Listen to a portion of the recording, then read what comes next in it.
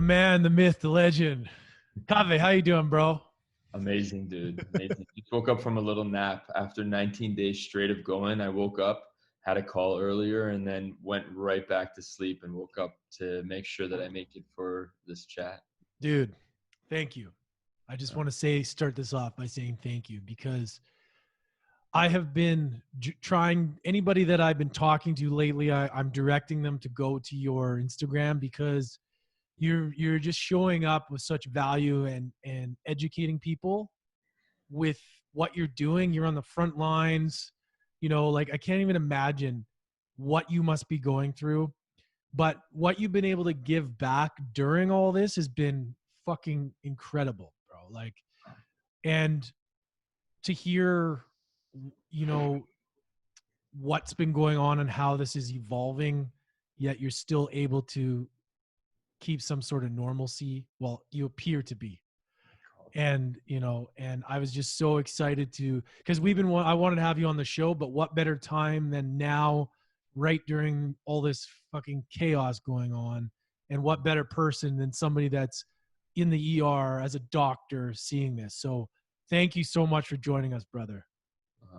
My pleasure, dude. And like the universe aligned this, I guess, this way. And how great is it that the name of this podcast is the University of Adversity, because we have an adversity that exists outside of us that's forcing us to confront the adversity that exists within our minds, right? And it's really forcing our hand in such a beautiful way, but also challenging way, because our preservation is challenged here, but this psychology of self-preservation here has been a battle that we've been going through for a very long time. But this is our first generational experience that we're all sharing in a potent time that allows us to reevaluate the adversities here. Maybe we can come to terms with them and then really attack this thing on the outside with the most of us that is unburdened and like coming from a real place of love and not from fear. Yeah. And you're really noticing it out there, the people that are operating from fear. There's a lot, and it's because they don't really have the tools, right? I mean, it was such a sudden thing. Yeah. This just happened overnight. I mean, I remember hearing about this even in Tulum, when we were in Tulum in Mexico. We heard about it. It was kind of like, what's this thing, right? Yeah. And it was kind of, I was just as guilty as saying, it's just like one of those other things that we've been told to fear over the years. And then all of a sudden, I start to hear it from, I think you were the one talking about, see what Peter Attia is saying. And then I was like, okay, Peter Attia. And then I started listening what you're saying. I'm like, okay, we got something here that is, when people that I trust are saying to start to learn and educate yourself on this, then we got to listen. So walk us through where we're at right now, man. So for the listeners, it's March 24th when this airs. This will be a couple weeks. So we don't know where this will evolve in 2 weeks. But for right now, where are we at? And walk us through a bit of your journey, but what the fuck has been going on? Well, when you brought up Fit for Service, our first meeting, like me and Lance, we met in Fit for Service, which is this mastermind of people coming together to be of service for the greater good. Starting with ourselves, but like really helping the world. And Lance is doing this. This is the service that he is providing so beautifully. And when I was flying down to Mexico, which was at the start of February, I'd been in Alberta before, and I was wearing my mask when I was flying already because I was aware of this thing. And I'm like, this is a time bomb for us to come here. But I felt like I would be seen as alarmist. So I was mindful about not really hammering that out. But something inside of me was brewing, and I was starting to speak about it more with my colleagues, but it didn't really hit home about the severity of it until about 4 weeks ago for me. We have a large Italian community in Toronto, and I was starting to hear little pockets of stories about how people are getting smashed there, but more so how the healthcare system was getting overwhelmed way too quickly. Then when I started really looking at the pathophysiology of how this virus gets in and really attacks, how it's really effective in making sure that it continues to survive, because this is a virus just like us. It wants to survive, right? So it is propagating the way that it can. And it's brilliant that how it leverages us and it hides and then it really smashes. So the alarms really started sounding a month ago. And as of us recording this today, we're just shy of 400,000 people that are confirmed infected. But the number we need to be looking at is the number of deaths. And that number is going to be exponentially increasing for the time being. We're at, I think, about 16,400 at the time of us recording this. So, so what has been such a big shift for me to really be seeing is how people are really taking notice. And in these moments, in these times, people leverage, without even knowing it, what consensus agreement is. And I've mentioned this, I mentioned this at our workshop that we did, but it's so important for us to recognize that consensus agreement is, I am a doctor, I have health information. You're more likely to believe a doctor regarding health information than a garbage man, for example. Not that the garbage man is not informed, but because I have the title of this, now what I say is going to be agreed upon more by many people. So then when I say something, anything, if it's health related, through the suggestibility of me saying it and your mind agreeing to it, you're more likely to think it's real. So when I started talking about it and Peter started talking about it and all the other health people started talking about it, it became real really quickly. And I almost didn't believe my words sometimes, but now I'm so deep in it. And this is important for us to be leveraging it, because like you're using a social medium to really reach out to people. And this is the only way we get through the message that everyone here is individually part of the solution and part of the medicine. And I am just getting familiar with using this platform to speak out. So, but like, there's no better time than now. So thank you for allowing me to be a vehicle through that as we invite people into this, dude. Yeah, man. No, I appreciate it. And I kind of feel like right now is a time where we got to use, this is our time to step up with what we have as tools.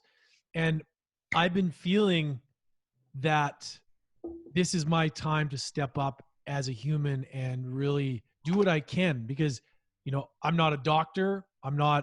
But what I can do is do what we're doing and do it the best I can. And I think it's important for people to know that there's going to be people that are going to need some light. They're going to need inspiration. They're going to need whatever medicine you have that you've been holding in to give. So I feel, for me, I had the call right when this kicked in. I was going through a big slump, bro, real big slump with booze and really dark time, even during Tulum. And I finally felt like I was out of that. Boom. Then this came. It was like I stepped in. All of a sudden, I felt this sense of like awakening of finally that going away. But then all of a sudden this issue came up, and then now I'm like, okay, but I feel better than I did before. Like I felt a shift, which is really bizarre. As to, like, you think a situation like this comes and it's like, it's going to make you feel worse, but I actually felt more empowered. And I felt like, oh, I'm getting the nudge to kind of step up and do what I can. And seeing people like yourself, like, I feel like you're showing that as well. Like you're really, you're showing like what you're going through and the experiences of this day to day, which is like, I can't even imagine like what you must be going through as far as what you've seen. How has that been for you on the day to day? Like, because one minute we're watching sports, I was watching the NBA one night and Oilers were playing, and then the next day it's canceled, and then that's when shit got real.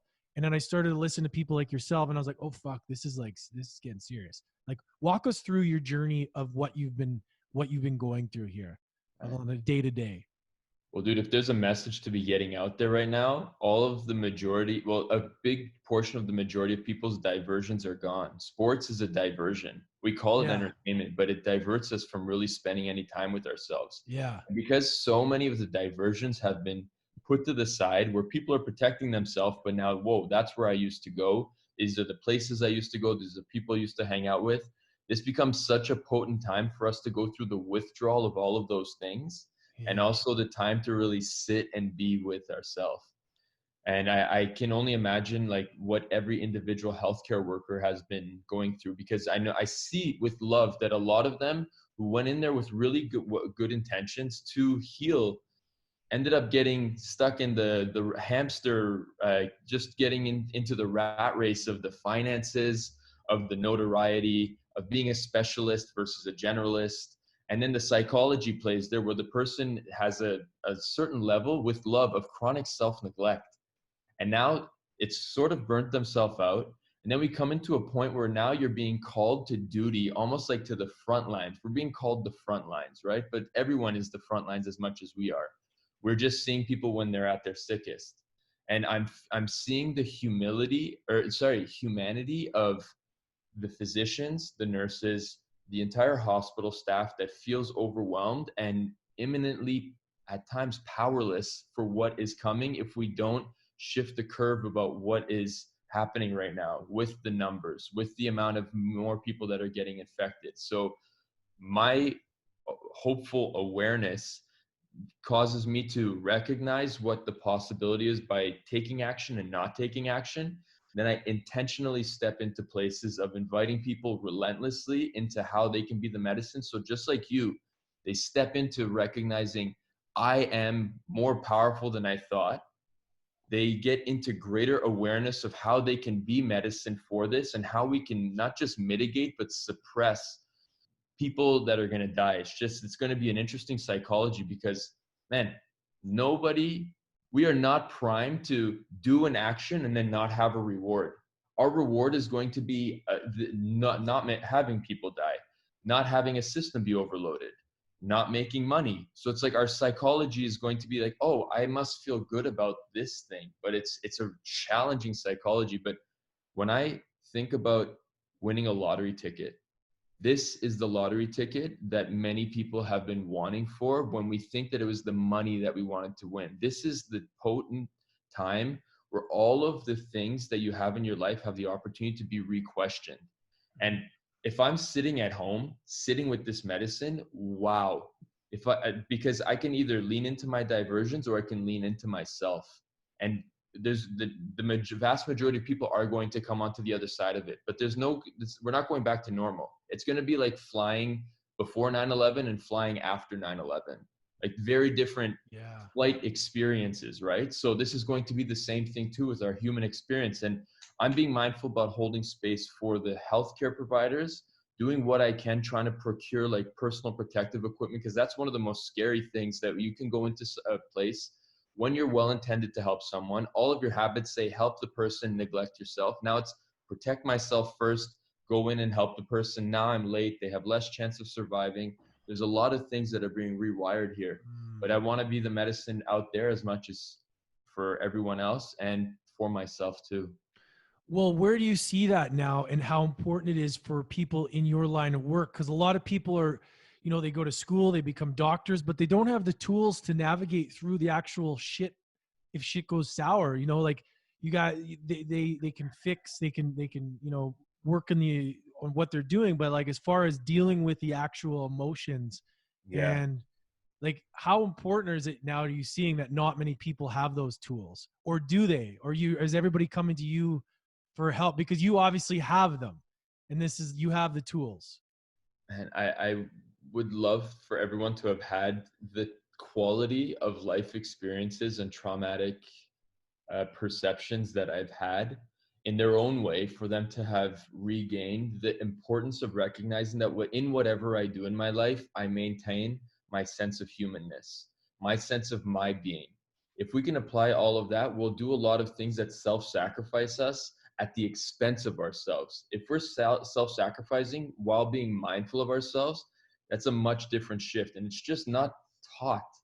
And I felt like a lot of my privileged times of isolation and the hardships that I went through forced me to either divert or look at the tools and really acquire them and work on them myself. And I started becoming more and more aware that every time I'm diverting myself, I'm doing myself a disservice. And it's very challenging to not get blended into doing that, because most diversions feel a lot better. But usually if I'm feeling better, I should be looking the other way at what I'm feeling away from. So one thing that I see is so powerful here is during and after, I'm going to be holding a lot more space for healthcare providers as much as for people too, like healing the healers. I keep thinking about that, but now this is going to be even more potent, because there's going to be a lot of people on the front lines that are going to be making some very difficult decisions. Like Lance, healthcare workers we're going to have to be getting into teams at times and saying, this person probably won't live. Let's just make them comfortable. This person's probably not going to live. Okay, this one has a chance. Let's do everything we can. And it takes a real psychological toll. And this is like, it's creating pre-traumatic stress as opposed to post-traumatic stress, because we know imminently we're going to have to look in someone's eyes and say, "No, we can't. I can't do anything for you. You're on your own." And it's such a, oh, Yeah. man, it's such a like heavy thing to think about, to be aware of. Yeah, man. It's I can't even imagine, you know. It's but that's where it's that I don't think people take it seriously enough on how important the skills are to deal with this stuff. Like the grief and the trauma, right? Yeah. Not many people have that ability. They're book smart, very intellectual, but they don't know how to navigate through what you guys are going through. Like I want you to just walk us through your last 2 weeks. Sure. What does your day look like? Like for somebody that gets the call, there's this pandemic, you're an ER doctor. What does that look like? Walk us through that on from the morning till night. Okay, so if it's been 2 weeks, that would mean I was on my 5th day of work, because I think I mentioned I just did 19 days straight, and this is my first day off right now. But for myself, and I can't speak to everyone, I start every morning with no tech MJD, which is meditate, journal, dance. No technology right in the morning. Like Kyle Dow says, start your morning by paying yourself first. So I do that because I know that the majority of the day, the rest of it is going to be very challenging information that's changing minute by minute. And I have to be mindful about my safety as much as everyone else in the ER. And as I'm driving up there, I'm listening to podcasts on this with like from people that are credible or reputable. Tim Ferriss is having great guests. Sam Harris is having great guests. Yeah.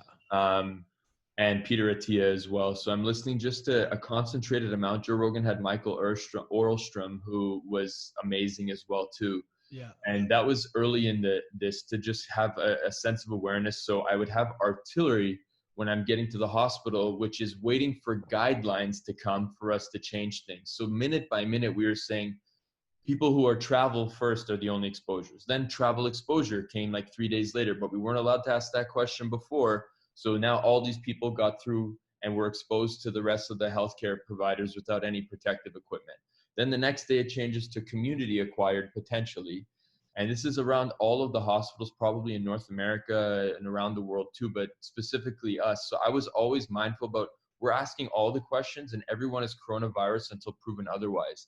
So I've been wearing a mask to protect myself as much as possible. And I've seen like the nurses having challenge of waiting to take action before the guidelines change, and then us being mindful that there's only a certain amount of supplies that are available. Some hospitals only have 7 days of personal protective equipment available right now, and this is going to be for months.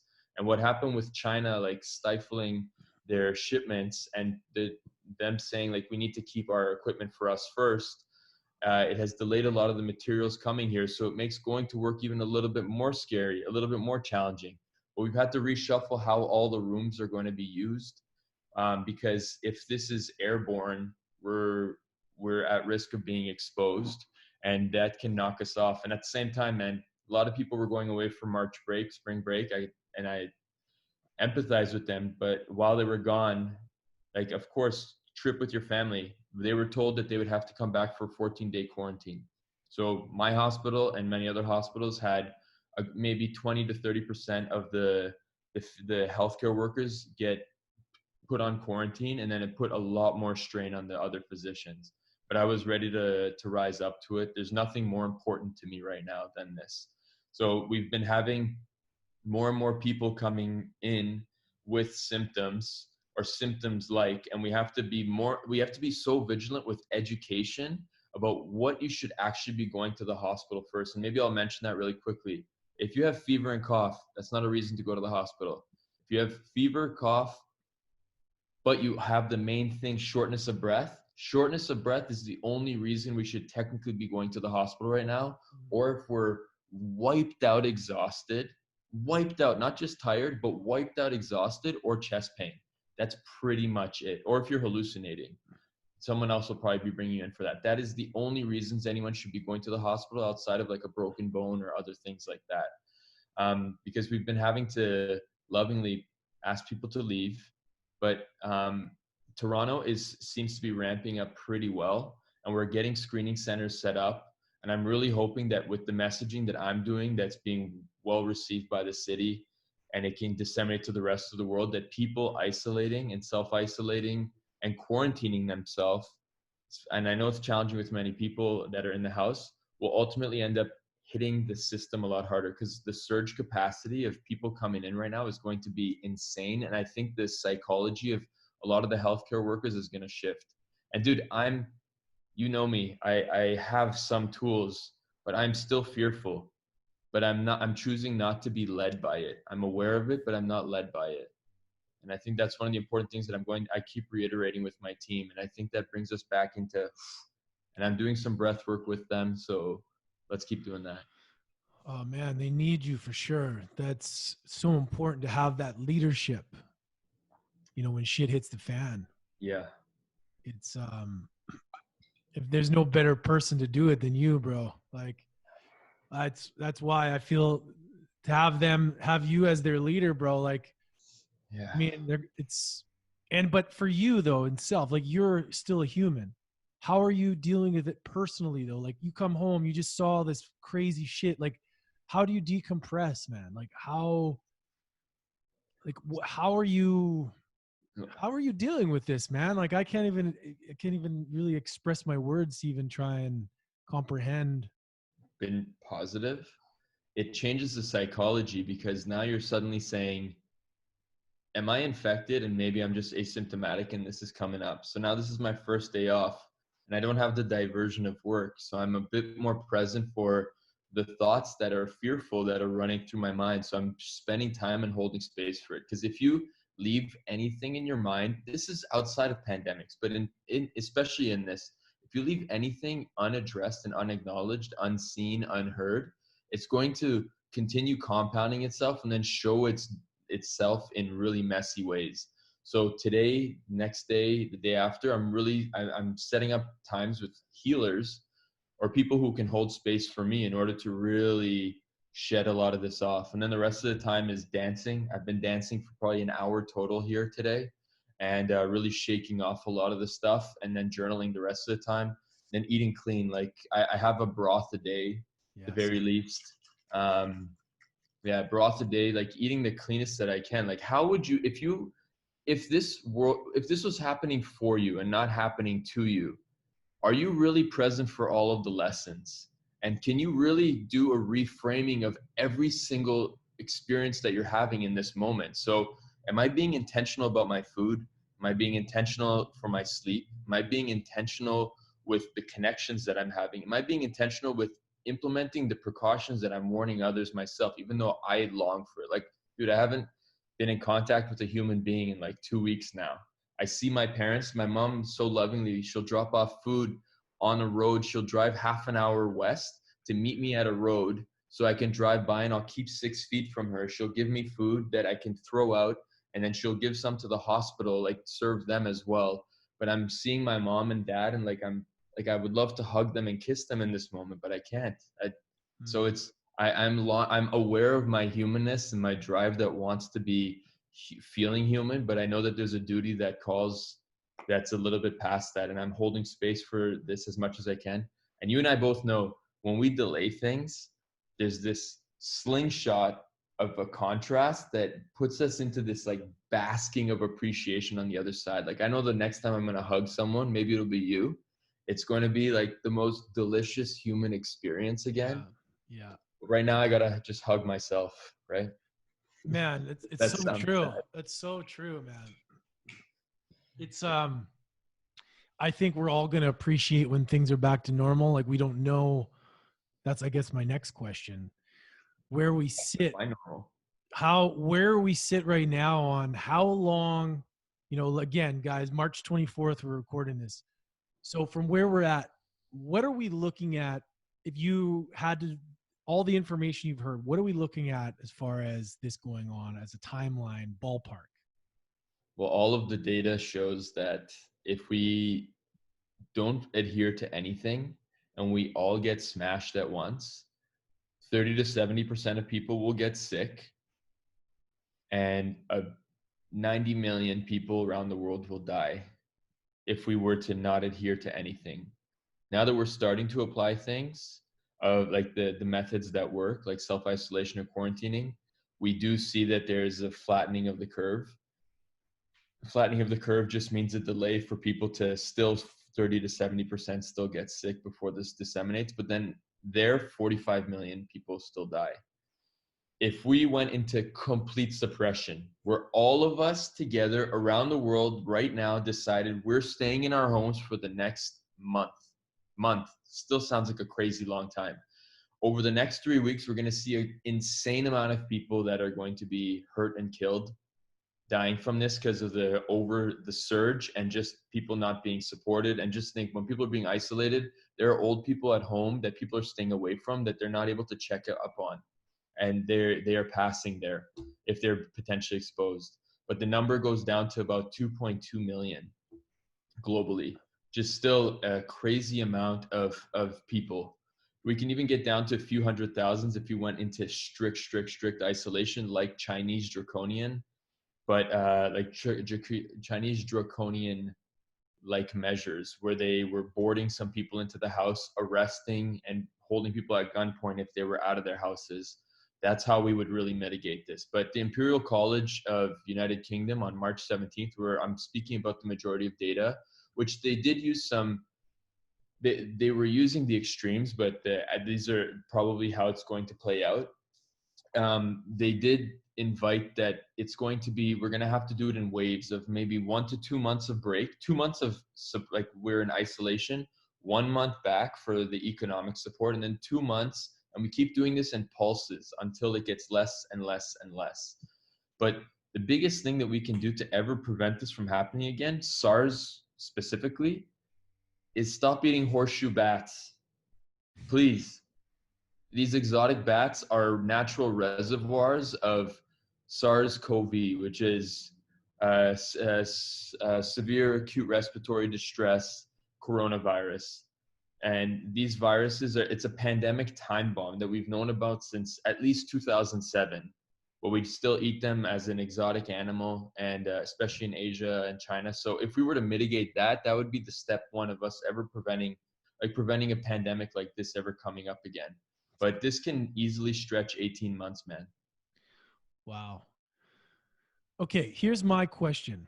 So I'm so fascinated why some people get symptoms and some people don't. What is your theory on this so far? Is it generally the healthier immune system, or like versus what is the reason that you're seeing, or the similarities in people getting the symptoms? I've heard all kinds of conspiracies, which must drive you nuts as well, like hearing these different things. But like, what is the reason? Is it come down to a healthy immune system versus one that's compromised as far as like the depth of your symptoms? Or can it be a really healthy human, like ourselves? I think that we're pretty healthy on the scale of things. Getting it, like, where are you with that? I would love for it to be clean cut and for us to say, yes, if you're healthy, you're not going to be as affected. And if you're older, you're going to be affected. But that's just protecting myself. And I feel compassion for the people in the older communities or older populations who have no control over that, but suddenly they're at higher risk. But it looks like the numbers that are hurting people are the older. It is people in the over 60, especially over 70s and 80s, but the comorbidities. But I can tell you, man, it's not choosing it. No one is safe fully from this. I've seen a 28-year-old doctor who passed, who had no past medical history, a 34-year-old out in California like 5 days ago with no past medical history, who was a friend of mine, who passed from the coronavirus. Not asthmatic, nothing whatsoever. Very like athletic as well too.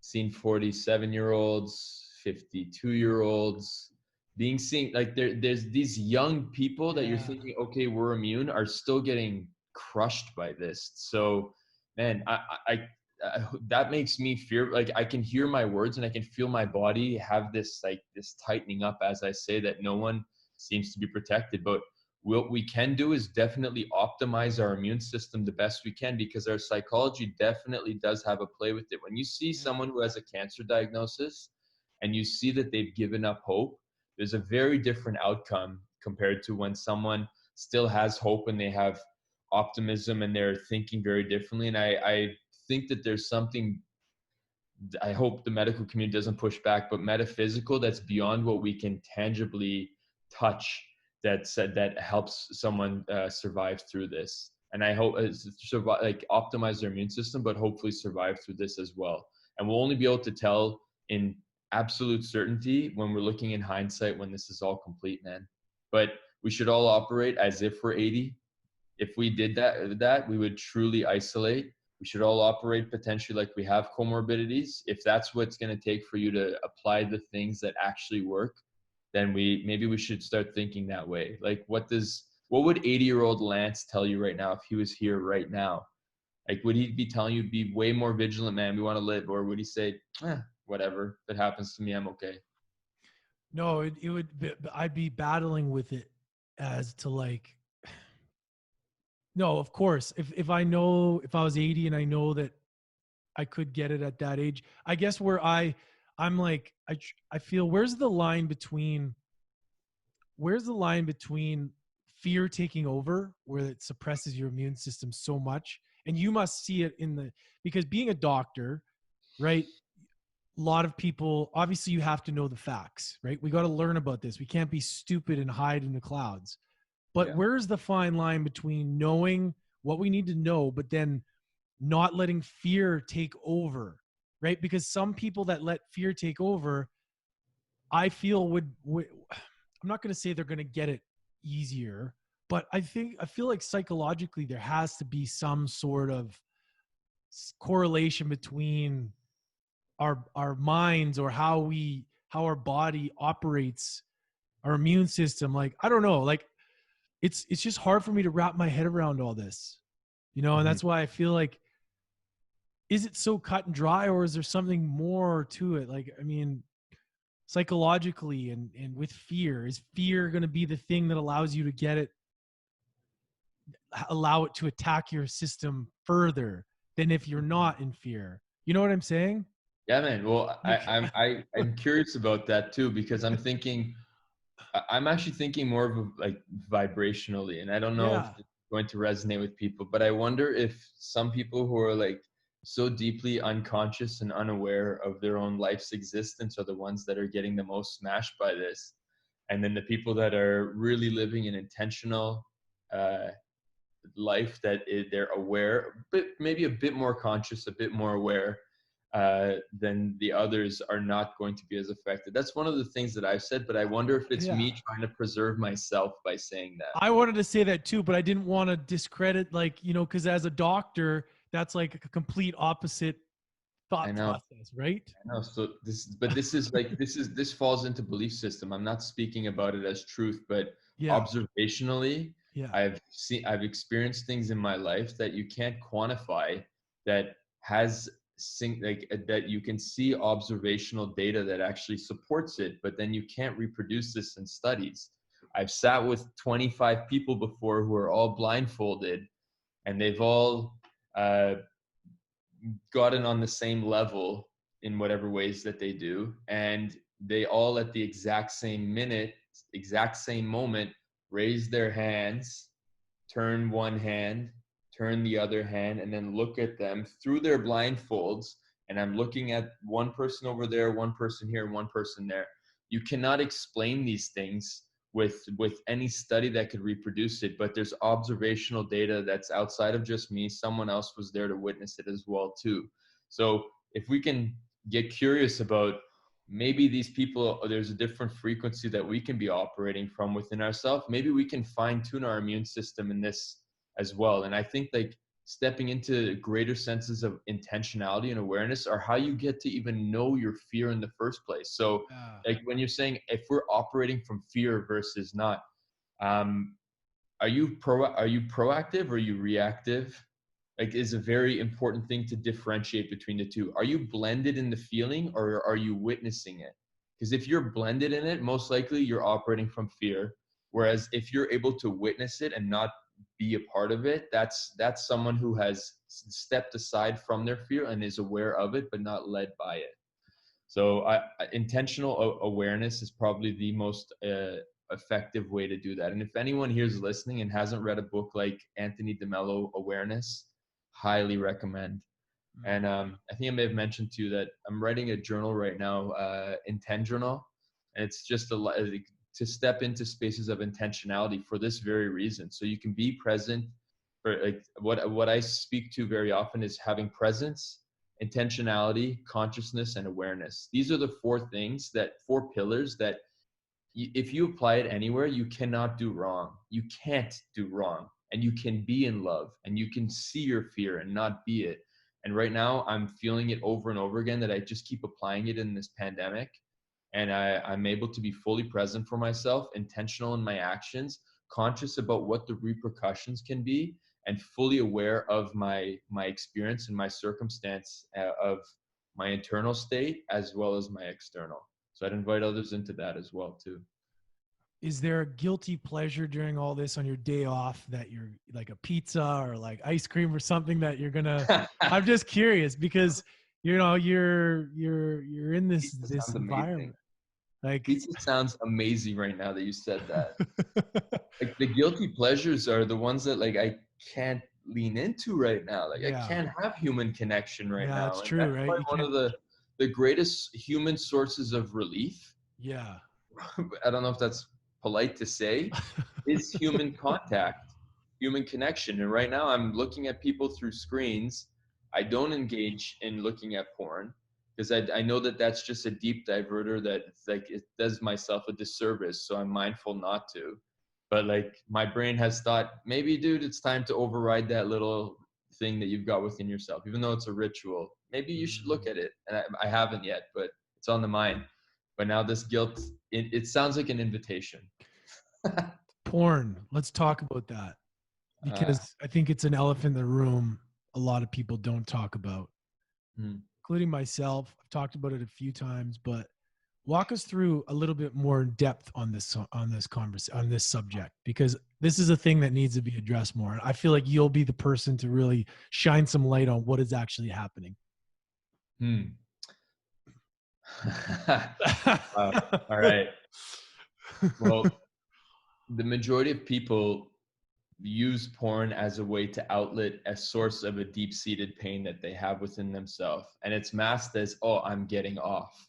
But what you're getting off of is the train of processing that really gives space to acknowledge that deep pain that we have, which is lack of worthiness, lack of sexual desirability, lack of being wanted, lack of attractiveness, all of these things that it gets completely satiated and extinguished, not satiated, in a moment when we do engage in porn. But it's if you engage in porn unintentionally, which is what the majority of us do, is that when it ends up being a disservice. Porn can end up being a very beautiful ritual and experience if you are intentional about everything, where you're like, I'm leaning into this once in a while, not to get away from anything, but to really nurture myself. I recognize that in this moment of isolation, that I have to distance myself from human contact, but you know what? I still appreciate sexuality and I want to experience it that way. The problem is if you divert and you use it unintentionally, your body keeps the score. And what happens with men at the very least is they lose their tumescence, which is the girth and the fullness of their penis when they're watching porn, because their brain is getting hit with the dopamine aspect of the pornographic experience that's not in line with people, like the true play and dance that real intimacy has. So they're 44% on average less tumescent. And for a man to if he were to stop porn, it's age specific, but it takes 20 to 45 days for us to regain our girth from once we stop watching porn, and for us to get back to our normal girth. Our normal tumescence. But Really? what ends up another thing that's crazy with porn, and I'm sure you're aware of this too, is it changes the narrative and dialogue and story that we have when we're getting into bed with a partner of our own, because we have expectations that we create that are not in reality about how to hold space for someone, Mm. or how to speak about what we would like to experience, or expectations that we have. Whereas when you're on watching porn, you're just catering to the thing that hits you the highest, hits you the quickest, and it doesn't actually nurture what the true progression of an intimate experience is. So it ultimately ends up being a disservice for you and your partner. If he or she is watching porn, it ultimately ends up being a disservice for them. If I can quickly talk, if we're talking about porn, we should talk about the toys that people are using. These toys are overstimulating genitals, and they're mutilating them almost, but not actually mutilating in the physical sense, but the nerve endings are so overstimulated that it's very difficult for people to have true experiences that they are able to really immerse themselves in with another human being, because they've been overrided. So I invite everyone here, be aware of your toy, indulge it from once in a while if you really want to, but do it intentionally in a way that still honors what your natural process is going to be, because you really want to be fully present for yourself and for your partner when you are together. And if you guys both decided to consciously uncouple from porn, I don't know if that's a thing, it will be, and it'll end up being such a beautiful service for both you guys, and you guys are really going to be a lot more present for one another. I like this that we're talking about this right now, because everybody's at home, right? And Yeah. the problem I have with working at home is, see, this doesn't change much for me, but it's a distraction of things. Like porn is just such an easy gateway to distract you from what needs to happen. And I feel like there's going to be a lot of people who are going to be playing and dancing with the getting work done, doing this, doing that, because there's so much at home time, right? So I think it's Yeah. important to really Yeah. have the intention of like, why are you doing this? You know, like Dude, for me, I'm like, shit, I don't want to do this. I better watch some porn. yeah. But catch that. So you have Yeah. an opportunity to create that space where you're like, I have awareness that Yeah. this is a diversion. What am I getting away from? And look at that. Because Yeah. now it's time. This is the time, the most potent time to actually look at that. Because Yeah. most of the diversions that we were getting away from out there are effectively still out there, and we can't go to them. But porn it's a device away, it's a screen away.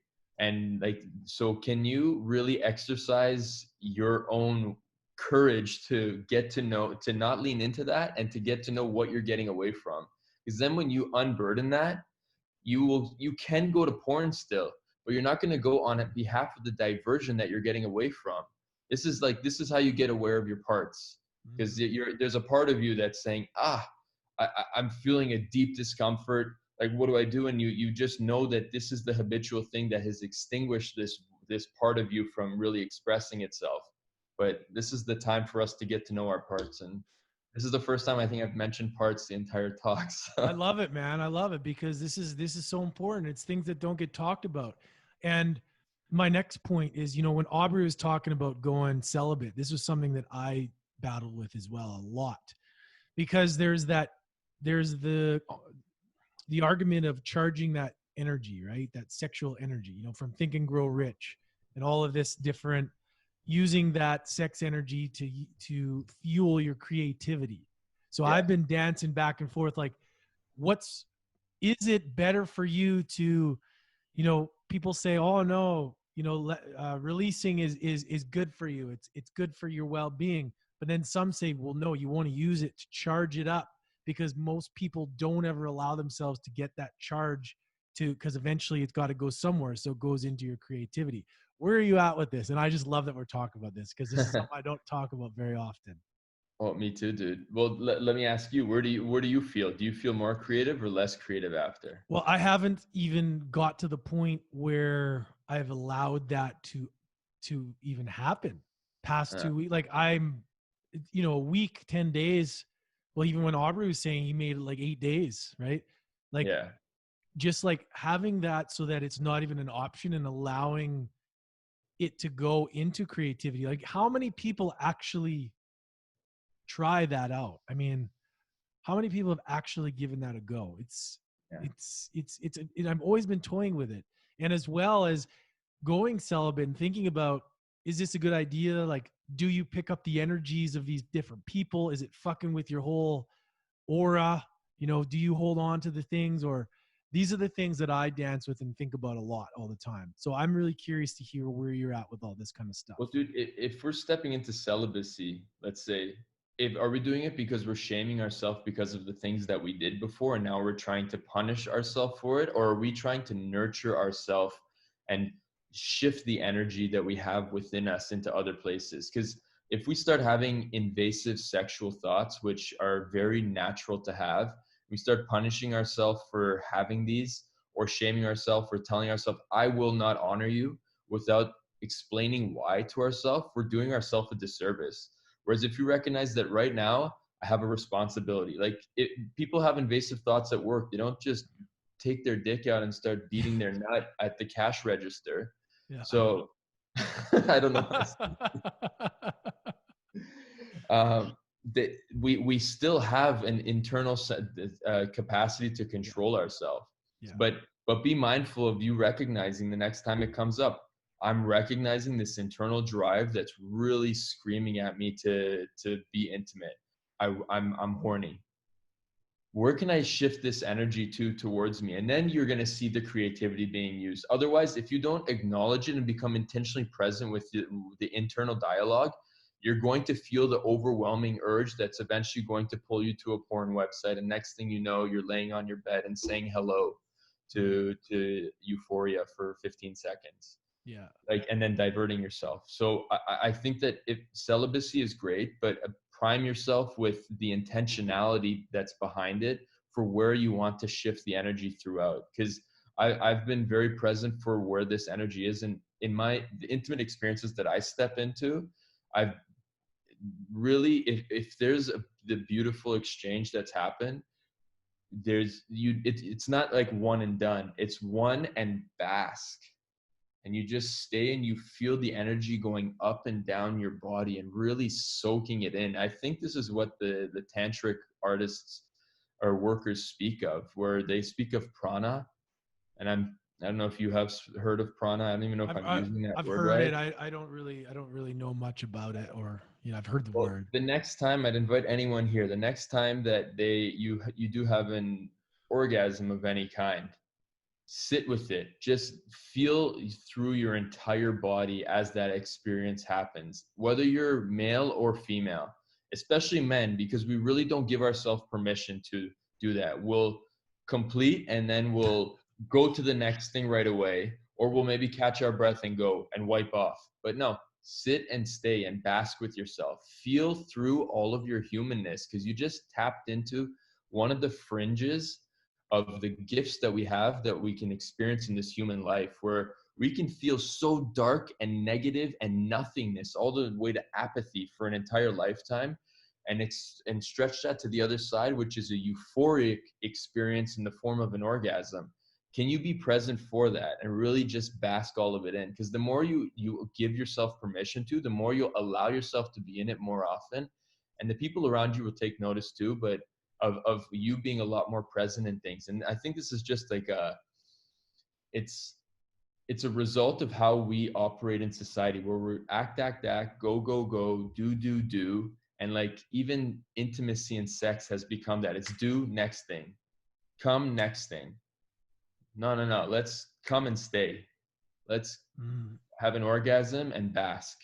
Let's have an orgasm and really sit in peace with this and feel through all of your humanness. I think like these are like opportunities for us to feel all of us. And I'd invite you into that the next time it does happen, man. Well, yeah, because we're all cooped up inside, and this is the stuff that I'm glad we're talking about, because everybody's going to go through this shit. Yeah. There's going to be a baby boom in 29 at the end of the year. It's going to be like nuts. A pandemic baby. Babies. This is why I think it's important to because we're all going to have to go within and figure out why we do the things we do. At Yeah. least instead of masking it with booze and whatever else. I think this is a great time. So I know that there's going to be a lot of people hearing this that are going to go, fuck, I know I'm going through that too. Yeah. I'm at home now and, like, am I making the best decisions with my time? Yeah. Well, they don't have to do anything, right? We don't No, need to do anything. Their no. preferences, but this Yeah. is such a powerful opportunity Yeah. for you to really bring all of your things back into question.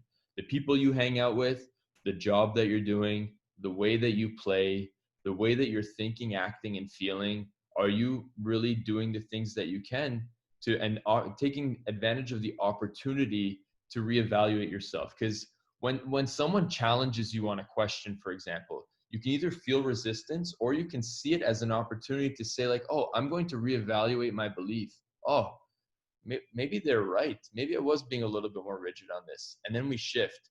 But if we just set up this wall and we just seeing through one lens, we're going to continue on with life in this, like, this isn't fair to me because now I'm not making money and I'm stuck at home.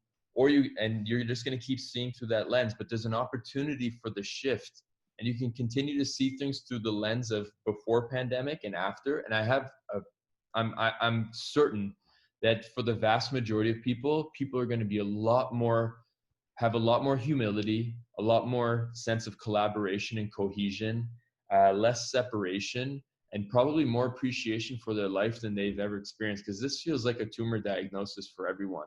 Like I had a tumor in my neck when I was 20, and that made everything be brought back into question. Anything I thought was actually important, for the most part, wasn't. It was, I'm going to die and I'm scared. And in that fear, I got to see all of my fears for the first time. And it was not being able to spend more time with my parents, to not have a child in my life that was my own that I could bring up, to not have a loving partner. It was all the fundamental things. It's not the sixth house or the seventh mistress. It's none of those. So it's like, this is a very potent time. And like, if someone shuts off all their diversions, like right after you guys, whoever is listening decides to stop this podcast, catch yourself wanting to go to the next thing, but stay here. Really stay for the next 5 to 7 minutes at the very least, and just sit in that chair, not looking at anything that stimulates you, and see what comes up in your mind. Because a lot of the thoughts that we're discussing are primers, and they're opportunities for you to really look within and feel if there's a shift that you can invite yourself to. And really, if it's possible, start exploring it either through a pen or through your mind. Look, like I've got my thing here that I'm dabbling with all the time. And this is where my thoughts just get, after I'm done just ruminating here, I'll go there.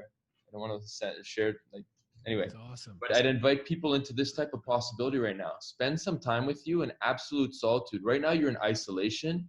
The next step will be solitude, where you have no diversions around you. And that's when you're really going to feel all of your humanness and the parts of you that you've been not really giving so much time for. Well said, man. It's a great time.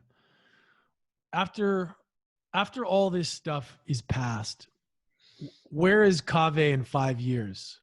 Is it different than where you were before, or is this going to have a massive impact on your plans for the future? Okay, so I have to preface this with provided I survive. Provided I survive, and I'm putting the intention and energy there. I had a friend who invited me into, every time I'm going to the hospital, I step into an energetic box that I walk with as I'm walking into seeing patients. And then when I'm going into specific rooms, I put an extra shield up that when I go through and I come back out, I drop that shield, but I still maintain this one in. Whether that's real or not, I'm believing for it to be true, and I'm applying that regularly. So this will be one of the, at least, systems of support to mitigate me getting smashed by this. I've already journaled an entry to the virus that said, if our bodies should meet, I would love to welcome you in and for you to explore, but not to destroy. And I will invite you like a museum, you can come explore me, but not destroy me. And I've had this thing that I've wanted to have compassion for the virus, because it just wants to survive as much as we do. So I'm being mindful of that. And in like thinking about 5 years from now, I feel myself playing more of a role of a servant that can heal the healers and hold space for people that I know a lot of people are able to do this, but I feel a qualitative difference, at least in my experience, with how it's really being received by others. So I'd love to see if I can really make this into a project that is going to prevent, like, that brings people into greater intentionality and awareness, and really serves a shift for not just the human experience, but the experience of the world that it has with humans within it. And if we can have this symbiotic relationship happening where we are aware of nature, aware of us, aware of our nature, aware of our impact on it, I think I would really love for us to be like cohesively and collaboratively making this the most important goal that we work on together for the next 5 years. And the most important part, enjoying it the whole fucking way, man. Yeah. Well, how different is that from what it would have been a month ago? Like, how I've been different are your happy in life plans? already. I have been enjoying my life already so much. In the past year and a half has been so much deep unburdening, and really expanding my network of beautiful people that have come into my life. Everyone is beautiful, even the most challenging ones, like, are not really challenging. They're just people that we have to work with more of their parts in order to really get to know, and for them to feel safe to open up to me. Mm. But I have felt this, like, this openness, and I'm I feel like one of the things that was missing is people were on the blinders of the autopilot, and now the autopilot blinders are off. So this is going to be a very potent time for us to invite others into greater awareness, man. And like, Mm. I, I feel like this was one of the components that a lot of us who work with, I don't want to say us, but people who work with alternative medicines to see the world with a greater, with a multiple lenses, are able to, or have been asking for something of this nature, just not at the expense of other people. That's the challenging part, but I guess that's part of the lesson too. Yeah. It's not the truth. It's like You know? the universe being like, all right, guys, this is, go to your room. You've misbehaved. Yeah, exactly. It's like, Exactly. it's crazy because in every negative situation, there's a lot of positives. Yes, we are losing people, but the earth is repairing. There's so many things, positive things Yeah. happening. Like, Yeah. it's crazy. Well, I wonder if during these moments, we, like, the governments all take notice, because governments are the ones that ultimately execute things, and politicians. If we created these experiences where we had 5 months of the year we're working, and then on the sixth month everyone goes into like this, not lockdown, but this like, let nature reclaim itself, Oh, and that's we do great. this on a global scale. Imagine how powerful and potent that would be. CO2 levels drop, waters clean up. Nature has a really good way of cleaning itself, but if we keep holding it by its neck, it's going to be harder for it to continue doing that, right? Yeah. So like, this could be something so powerful for us to instill, but like, it starts with greater awareness, and awareness comes when people are pushed off of their autopilot. And this is where we are right now. So can you see? And from what lens are you currently seeing your life right now, that you can reevaluate what other lenses are possibilities for you, that you can really realign with your truth, and probably step into the most important lesson, which is, you are love, I am love. We don't need to go anywhere else to search for love, because we're it. And Mm. when you come to that awareness, anything that you touch are just reaffirmations of the love that you are. And you get to experience the humanness from the foundation that you are this beautiful source of all of the things that you've been looking everywhere else for. Mm. Dude, powerful, man. We I want to have you on again later after all this stuff, because I want to dive deeper into your story. We didn't get to really get into the backstory, but this is definitely, we got to do a round two, bro, because That's we haven't even been able to unpack some of the stuff that I Yeah, want. man, I'm fine with that. I'd love that. If there's like one final message I guess I could share with everyone is, we're in this together. Can you be the greatest source of medicine for yourself, not just to attack this pandemic, this adversity, but take time for the adversity that exists within your minds. Really spend some time with it. ask people to support you if you need to, and really hold space for others. The greater sense of community that you have, that you can create through the technology while we're isolated from our physical being, but still socially connected, the greater you're going to be having a nurturing experience during and after. And I'd invite everyone also to be mindful about supporting, especially people who are still going out there, to maybe reevaluate staying at home.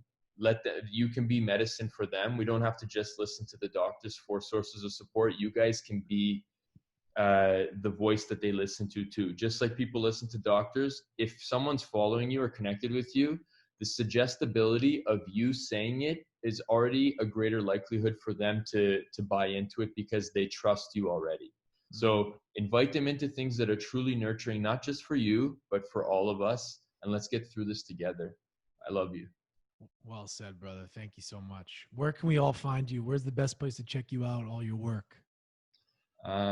It would be probably Instagram for now, at Kaveh Kavoosi. So KAVEH KAVOOSI. I'm trying to be as mindful about putting just credible information, data that's out there while maintaining health and the humanness throughout this whole process. Yeah, I've been sending everybody I know to your Instagram because I think it's super informative and educational, bro. And I truly appreciate everything you're doing, man. So fuck, well done. Thank you. Thank you, brother. Also, drkavoosi.com is going to be going up in about 2 weeks. So we'll see what's going to come up there. Who else would you recommend for people that, if they want a couple other people to follow, who else would you say? Well, the ones that we've mentioned before, like, we don't need to be looking about the economics and all that stuff right now. I'd be paying attention to Sam Harris's work. And if you look through his Twitter feed, he's only sharing people who have credible sources and are sharing some deep knowledge. So I would be looking from there and then branching out. Tim Ferriss has been really credible as well too. Nassim Taleb, if you have heard of him, he's author of The Black Swan, and The Black Swan is a great book that speaks to the psychology of what happens during pandemics. So I'd invite you into that. And probably this is biased from who I've been paying attention to. The final one would be Peter Attia.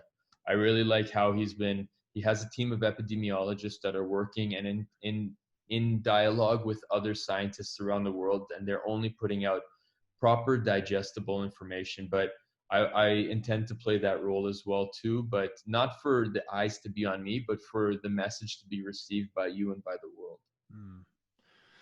Beautiful, man. We'll have all that in the show notes, everything nice and clear to check that out, man. And again, thank you so much. Be safe, brother. We'll have to do round 2 when all this stuff calms down. There's so much more I want to talk about with the economy and everything, but we'll save a special one for round 2, man. Sounds good, man. Appreciate your breath. Man, I appreciate you so much, dude. Appreciate you too, dude. Kaveh, so what are some really important things from this coronavirus that you feel are the most important for people to take away from this conversation today? Right. So a few things that I would really want everyone to really take home is, if you don't have symptoms, that doesn't mean you don't have it. So we should all be acting like we're 80-year-olds who have 3 comorbidities and will die from it, if that's what it's going to take for us to truly be isolated. Because if you're asymptomatic, you're still a carrier. And it seems to be that the younger someone is, the more they are the more they are likely to not show any symptoms, but be carriers of it. Especially children who are being held by parents and people who are older than them, who they can then infect, and then they can have more serious expressions of this virus. Next thing is, when you're exposed through any of your head holes, your eyes, your nose, your mouth, you are introduced the opportunity for one, taking it to somewhere else or taking it in. So we want to limit the amount of touching that we do of our face. Be mindful of it. There's this video that this doctor epidemiologist did, that he taped his elbows, and anytime he caught his hand coming there, it would pull on his elbows so much that you couldn't actually touch your face. And he's saying, if that's what it takes, you may need to do that. The next thing is, if from the time you get exposed, on average, 5 to 6 people, it takes 5 to 6 days, for you to start having symptoms. but you can have it up to 15 days later. So you can still be infective and getting other people sick up until your first symptoms were then you're triggered to take a quarantine, to go into quarantine. Whereas we should have probably been operating like that from the very start. And we should all be doing this collectively at the same time too.